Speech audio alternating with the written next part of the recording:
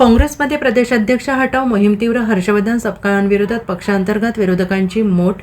नाराज गट थेट दिल्ली हायकमांडकडे करणार तक्रार. महाराष्ट्र काँग्रेसमधील अंतर्गत वाद आता थेट दिल्ली दरबारी पोहोचण्याची शक्यता निर्माण झाली आहे. काँग्रेसचे प्रदेशाध्यक्ष हर्षवर्धन सपकाळ यांच्या कार्यपद्धतीवर नाराज असलेल्या पक्षांतर्गत विरोधकांनी आता त्यांच्या विरोधात मोठी मोठ बांधण्यास सुरुवात केली असल्याची खात्रीलायक माहिती सूत्रांकडून मिळते आहे.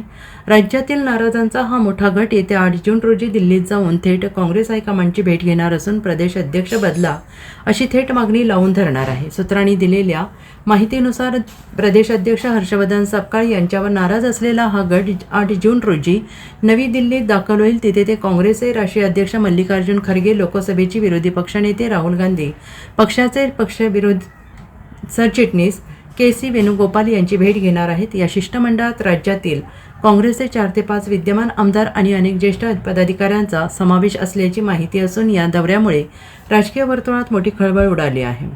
Bureau report, SBN Marathi, Mumbai.